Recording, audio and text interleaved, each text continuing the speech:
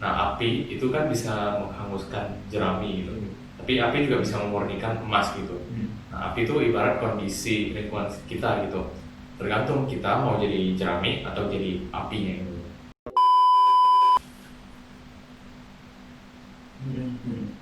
Oke, jadi ini opening kita. Itu opening tadi ya. Jadi kenalkan, nama aku Jonathan. Aku Aki. Nah, jadi kita dua orang yang biasa-biasa aja sebenarnya.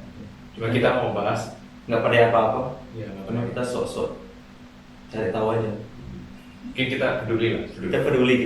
Sama teman-teman yang mungkin usia belasan, 20-an gitu kan, yang ngalamin mungkin permasalahan kayak mental gitu ya, pekerjaan, soal jati diri juga gitu.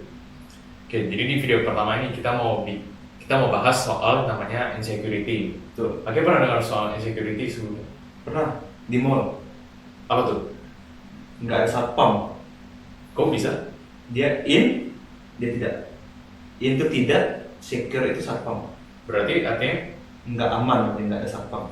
nggak aman gitu. Berarti istilahnya insecure tuh kayak merasa diri nggak aman gitu. Iya. Nah, singkatnya sih seperti itu. Singkatnya seperti itu. Merasa diri tidak aman gitu. Nah, ini kita ambil dari salah satu artikel yang cukup bagus kita rasa dari Psychology Today. Nah, pengertian insecurity itu adalah rasa kurang percaya diri dalam berbagai aspek, biasanya berkaitan dengan ketidakberdayaan seseorang atau ketidakkecukupan gitu. Artinya orang pingin sesuatu tapi nggak bisa capai gitu. Bisa capai. Oke, kenapa sih kita mau angkat topik ini? Kalau dari Akhil lihat, seberapa sering sih insecurity ini terjadi di kalangan kita? Nah, kalau di dalam diri aku ya, banyak hal-hal kecil tuh yang bikin insecure. Itu rata-rata yang paling terasa tuh di Instagram.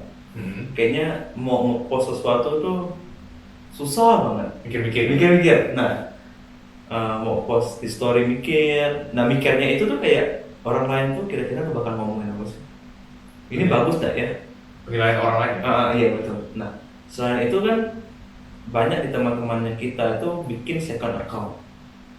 Nah, kalau aku tanya kenapa bikin second account itu kayak dia menjawab aku mau menciptakan dunia baru. Jadi aku mau post yang aku suka di situ. Dengan tidak mau follow kawan-kawan dekatnya. Atau hanya mau follow kawan-kawan yang dekat banget gitu. Yang istilahnya tahu baik buruknya dia. Iya. Nah, kalau di sisi Jo ada nggak cerita tentang ini? Kalau aku, jujur aku sendiri punya second account gitu. Oke. Awalnya ya karena kayak menghindari orang gitulah yang mungkin toxic di first account gitu. Terus biar ya lebih fresh aja gitu isi timeline-nya sama yang memang teman-teman pengen dekat aja sih. Tapi itu Jo nggak post ya, hanya menghindari aja. Iya, hanya untuk menghindari sih. Nah, menurut Jo sendiri bahaya nggak sih insecurity itu? Mungkin kalau masih dalam tahap yang biasa-biasa insecure gitu mungkin kayak paling ya dampaknya ke performance kita kalau yang mungkin kayak kerjaan gak maksimal gitu. Ya mungkin kalau udah insecure sampai stres, tertekan berat, kayak mungkin ada orang yang sampai bunuh diri gitu nggak sih? Oh, bisa jadi ya insecure. Tapi ada nggak sih insecurity itu membuat kita jadi positif? Bisa jadi ya, ada yang justru memanfaatkan insecure itu sebagai motivasi dirinya. Tapi pasti aku rasa kebanyakan sih, mungkin orang merasa insecure itu ya sesuatu yang negatif gitu. Kalau dari usia-usia kita gitu ya, mungkin apalagi sebagai cowok, aku ngerasa kalau biasa kita tuh sering insecure soal masalah pekerjaan. Iya nggak sih? Kayak kita apalagi sebagai cowok kayak mikirnya nanti harus punya pekerjaan mapan tuh hidupin keluarga gitu kan. Itu menarik. Nah, sama kayak Jo, aku juga merasakan gitu. Di usia 20 tahun itu kuat banget merasakan habis kuliah ini mau ngapain. Nah, itu insecure yang tadi bilang ada nggak sih insecure yang positif? Nah, itu sesuatu hal yang positif menurut aku karena aku mulai menyiapkan diriku. Jadi setelah kuliah nih justru aku aku tahu mau ngapain itu sih. Jadi istilahnya menyikapi insecure itu dengan bijak lah ya. Nah, kita udah baca-baca juga dari artikel yang kita ambil, yaitu 3 penyebab insecurity yang paling sering dan juga cara mengatasinya. Oke, yang pertama, insecurity karena kegagalan atau penolakan. Itu maksudnya gimana, Cuk? Kalau menurut Psychology Today itu kayak insecure yang dikarenakan kita pernah gagal melakukan sesuatu di masa lalu gitu, Hmm. atau kita merasa ditolak sama orang-orang sekitar kita gitu. Nah kalau dari Ake pernah nggak sih kayak mengalami kayak penolakan gitu? Mungkin kegagalan ya aku rasakan ya. Contohnya seperti umumnya waktu ujian sekolah. Aku sudah belajar, tapi waktu dapat nilai itu nilainya jelek. Di situ yang aku pikir, aduh, kok aku gagal sih dapat nilai yang bagus, padahal aku udah belajar. Terus habis kayak gitu merasa down atau gimana? Nah, biasanya otomatis tuh merasa down sih. Tetapi itu jadi mengingatkan kita waktu next time itu justru aku lebih giat belajar lagi. Kalau masa penolakan tadi kan Ake singgung soal kegagalan. Kalau Ake pernah merasa kayak ditolak lingkungan sekitar gitu? Kalau secara langsung sepertinya tidak ya, tapi aku membatasi diri. Jadi aku mau masuk ke dalam komunitas gitu kayak mikir-mikir dulu, aku bisa nggak ya masuk ke dalam komunitas itu ya, aku cocok nggak ya, kayaknya aku bakal ditolak deh. Gitu. Berarti bisa jadi justru penolakan itu sebenarnya bukan sesuatu yang nyata, tapi kayak di pikiran kita gitu ya, takut duluan begitu. Berarti gimana dong kita mengatasi insecure yang karena pernah gagal di masa lalu atau penolakan ini? Cara mengatasinya menurutku contohnya dalam kegagalan ya. Namanya kalau kita sudah mencoba pasti ada kemungkinan gagal. Nah itu it's okay, kita bisa ngulang lagi dengan cara yang berbeda, dengan cara yang lebih giat lagi. Nah kalau dalam penolakan kita bisa evaluasi diri. Mampu nggak sih kita masuk ke dalam komunitas itu, pertemanan itu, atau kita coba pikir-pikir lagi deh, penolakan itu bakal terjadi atau enggak sih? Takutnya malah insecurity itu muncul gara-gara ya hanya dalam pemikiran kita doang gitu. Berarti istilahnya realistis juga lah Ya ya, kita harus realistis. jangan terlalu mengandalkan feeling.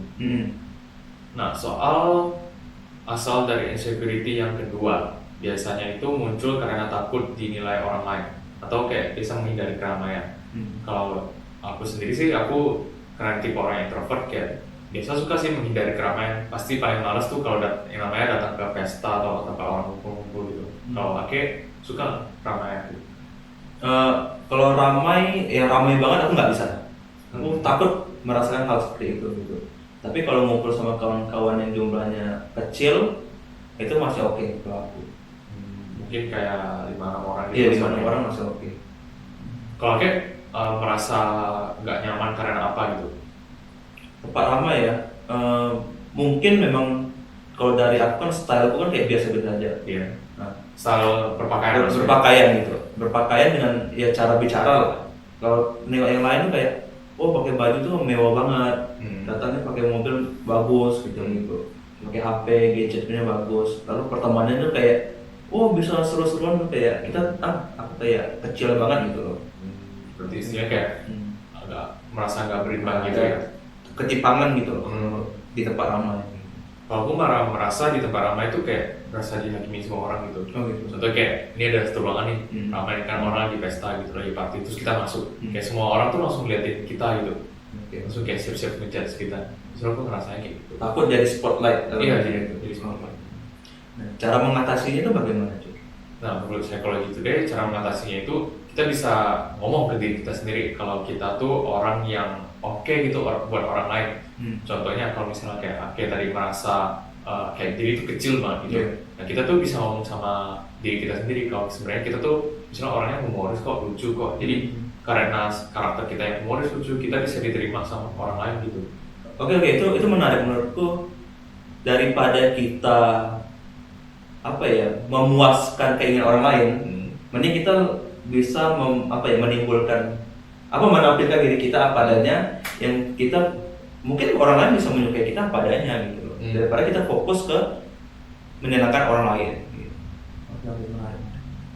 Lalu juga kalau misalnya teman-teman yang kayak takut gitu ketemu orang ramai, kayak takut mau ngomong apa gitu, ngobrol, kita juga mungkin bisa siapin topik-topik obrolan lah. Mungkin sederhana kayak hobi gitu kan, film, atau berita-berita yang lagi hot gitu kan.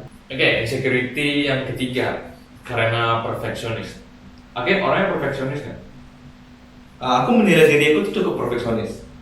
Tapi eh, beda dengan yang biasanya, aku merasa perfeksionisku tuh waktu di prosesnya saja. Jadi aku bilang ke diriku bahwa ayo kita coba kerjakan prosesnya itu perfeksionis, tapi hasilnya mau itu 190, 80 itu enggak masalah. Berarti lebih ke proses. Hanya di prosesnya saja. Ya walaupun yang kadang kayak kecewa dengan hasil kok nggak 100 sih, tapi mengingatkan diri sendiri ya nggak apa deh, nggak apa kan kita udah ngerjakannya maksimal gitu. Berarti pasti pun dari kakek kayak belajar dari proses itu ya. Iya. Mungkin sebelumnya pernah salah atau pernah gagal di mana, nanti coba lagi, hasilnya makin bagus gitu ya. Makin bagus. Nah kalau untuk insecurity karena perfeksionis nih, ada nggak sih cara lain lagi untuk mengatasinya? Cara mengatasinya ya kalau dalam hal perfeksionis ini ya, menurutku ada baiknya kita coba memikirkan, kan kita mau kerjakan sesuatu nih, apa sih manfaatnya kalau kita kerjakan itu perfeksionis. Kalau misalnya di sekolah kita dapat nilai 100 itu oke. Tetapi kalau kita mengerjakan perfeksionisnya karena orang lain, itu coba kita pikirkan lagi deh. Berarti kayak jangan-jangan selama ini kita sebenarnya bukan orang perfeksionis, tapi karena gengsi. Karena gengsi, menyenangkan orang lain, kita fight, tapi yang nggak menyenangkan hati kita. Kita mati-matian buat nyenangin orang lain. Iya. Padahal bukan karakter kita ya. Kesimpulan dari pembahasan kita hari ini, yang pertama ya, kita coba periksa dulu insecurity kita itu muncul karena memang realita menolak kita atau hanya perasaan kita sendiri yang mengucilkan kita. Nah, coba membuat mindset yang berbeda. Contoh yang seperti aku tadi, daripada kita hanya fokus kepada hasilnya, mending kita menghargai diri kita waktu kita mengerjakan prosesnya. Kita sudah lelah, kita sudah capean mengejar sesuatu, coba kita hargai diri kita aja. Nah, mungkin dari itu kita bisa healing pelan-pelan. Menurutku seperti itu. Berarti artinya lingkungan tuh sebenarnya kita nggak bisa ubah, tapi diri kita yang bisa kita ubah. Lingkungan tidak bisa kita ubah, persepsinya kita bisa ubah. Nah, kita punya kalimat penutup yang bagus buat teman-teman. Nah, api itu kan bisa menghanguskan jerami gitu, tapi api juga bisa memurnikan emas gitu. Nah, api itu ibarat kondisi lingkungan kita gitu.